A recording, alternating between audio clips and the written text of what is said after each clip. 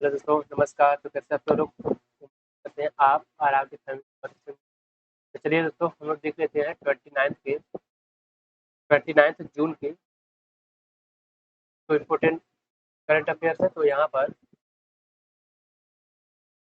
Question हमारा पहला है, who has recently released the world investment report 2024। यानी हाल ही में किसने विश्व निवेश रिपोर्ट 2024 जारी किया है। तो यहाँ पर हमारे पास कुछ चार ऑप्शन है, जिनमें हमारा पहला है UNCTAD, और दूसरा हमारा है नीति आयोग, तीसरा है वर्ल्ड इकोनॉमिक फोरम, चौथा है वर्ल्ड बैंक। ठीक है, देखते हैं इनमें हमारा कौन सा ऑप्शन करेक्ट है। ठीक है दोस्तों, इनमें हमारा जो ऑप्शन नंबर फर्स्ट है, यानी कि ये करेक्ट है। ठीक है, अब देख लेते हैं जरा सा वर्ल्ड इन्वेस्टमेंट रिपोर्ट के बारे में, यानी कि विश्व निवेश रिपोर्ट। ठीक है, तो देखिए दोस्तों, ये जो विश्व निवेश रिपोर्ट है, ठीक है, ये क्षेत्रीय और देश के स्तर पर प्रत्यक्ष विदेशी निवेश से FDI कहते हैं। ठीक है, उसके रुझानों और इसके विकास में योगदान देने के लिए, ठीक है, का उपाय किया जाता है। और वैश्विक मूल्य श्रृंखलाओं और बहुराष्ट्रीय उद्यमों के संचालन पर भी इसका विश्लेषण प्रदान किया जाता है। ठीक है, बाकी यहाँ पर कुछ चीजें लिखी हुई हैं, ये आप देखना चाहे तो देख सकते हैं। इसमें बस आपको ये ध्यान रखना है कि किसके द्वारा पब्लिश की जाती है। अब उसके बाद देख लेते हैं हम अपना नेक्स्ट क्वेश्चन। जो हमारा नेक्स्ट क्वेश्चन दोस्तों,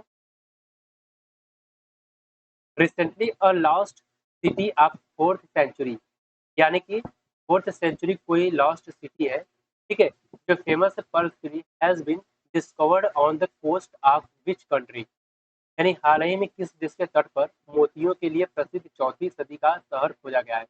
तो हमारे पास यहाँ भी कुल चार ऑप्शन है।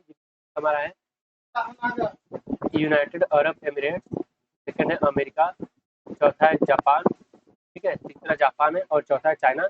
इनमें हमारा जो ऑप्शन ऑफ फर्स्ट है वो करेक्ट है। ठीक है, यानी कि जो यूएई है, यहाँ पर 400 ईस्वी का, ठीक है, 400 सदी का यहाँ पर एक शहर खोजा गया है, जो कि फेमस था मोतियों के लिए। ठीक है, और यहाँ पर ये शहर जो है यूनाइटेड अरब एमिरेट्स में पाई गई है। ठीक है, डिस्कवर की गई है। अब बढ़ते हैं हमारे नेक्स्ट क्वेश्चन। नेक्स्ट जो हमारा क्वेश्चन है, which countries moon mission Chang'e 6 has reached Earth with soil from the darkest part of the moon. यानी किस देश का मून मिशन चांग-ई 6 चंद्रमा के सबसे अंधेरे हिस्से की मिट्टी लेकर धरती पर पहुंचा है। ठीक है, तो यहाँ पर देख लेते हैं कि हमारा कौन सा ऑप्शन करेक्ट है दोस्तों।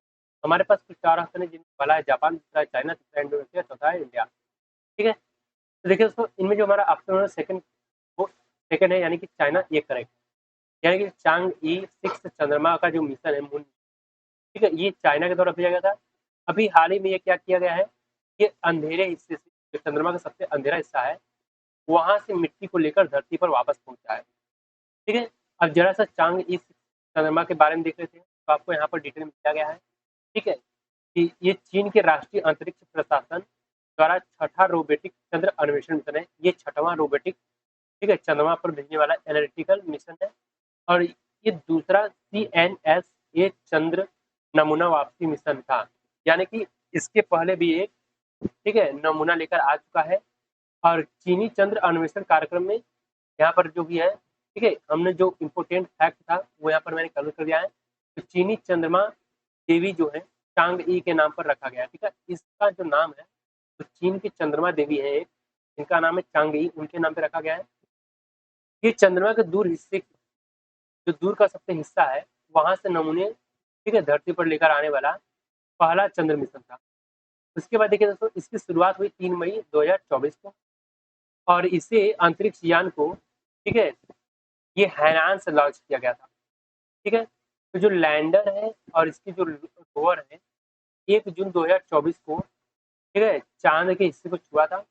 बाकी आप यहाँ पर कुछ चीजें लिखी गई हैं, ठीक है, जैसे कि 3 जून 2024 को चंद्र की कक्षा में पहुंचा, ये आप देख सकते हैं अपने से। ठीक है, और ये 25 जून 2024 को नमूनों के साथ लेकर वापस आया। ठीक है, अब बढ़ते हैं अगले क्वेश्चन की ओर। तो हमारा जो अगला क्वेश्चन है दोस्तों, which union territory has been declared the administrative unit to achieve full functional literacy. यानी कि किस केंद्र शासित प्रदेश को पूर्ण कार्यशील साक्षरता प्राप्त करने वाली प्रशासनिक इकाई घोषित किया गया है। तो हमारे पास कुल 4 ऑप्शन है। यहाँ पर हमारे पास है लद्दाख, दूसरा जम्मू एंड कश्मीर, तीसरा लक्षद्वीप और चौथा है अंडमान एंड निकोबार। ठीक है, अब देख लेते हैं इनमें से हमारा कौन सा ऑप्शन करेक्ट है दोस्तों।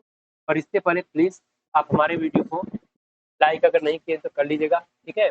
और हमारे चैनल को सब्सक्राइब नहीं किए प्लीज हमारे चैनल को सब्सक्राइब कर लीजिए, ताकि हमारे वीडियो के जितने भी नोटिफिकेशन से पहले आप तक पहुंच जाए, ठीक है।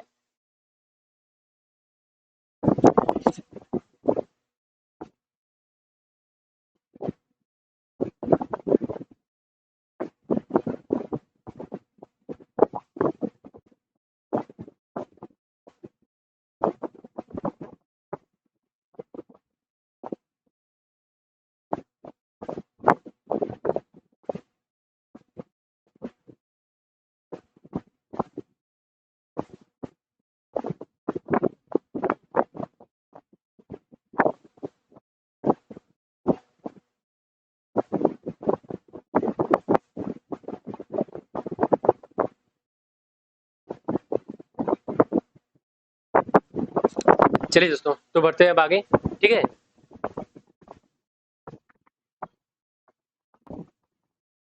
तो देखिए दोस्तों, यहाँ पर कुल हमारे पास 4 ऑप्शन है, ठीक है, जिनमें देख लेते हैं हमारा कौन सा ऑप्शन करेक्ट है। तो देखिए दोस्तों, यहाँ पर जो हमारा ऑप्शन नंबर फर्स्ट यानी कि लद्दाख है, वो ऑप्शन हमारा करेक्ट है दोस्तों। चलिए दोस्तों, अब बढ़ते हैं हम हमारे अगले क्वेश्चन की ओर, ठीक है। तो हमारा अगला क्वेश्चन जो है दोस्तों, वो है which state government has increased the reservation for OBC and increased the income limit of the creamy layer। यानी किस राज्य सरकार ने ओबीसी के लिए आरक्षण को बढ़ाया है और क्रीमी लेयर की आय सीमा में वृद्धि की है, ठीक है। यहाँ पर भी हमारे पास कुछ 4 ऑप्शन है।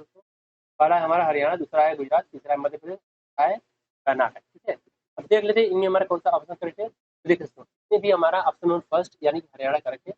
चलिए अब बढ़ते हैं हमारे अगले क्वेश्चन की ओर। तो अगला हमारा क्वेश्चन है, where has the Indian Army opened the Thalubar War Memorial as a tribute to the heroes of the Kargil War। ठीक है दोस्तों, कारगिल युद्ध के नायकों को श्रद्धांजलि स्वरूप भारतीय सेना ने कहाँ थालूबार युद्ध स्मारक खोला है, ठीक है। तो हमारे पास यहाँ पर कुल 4 ऑप्शन थे, जिनमें से एक विजिबल नहीं हो रहा है, ठीक है। तो यहाँ पर हम 3 ऑप्शन देख लेते हैं।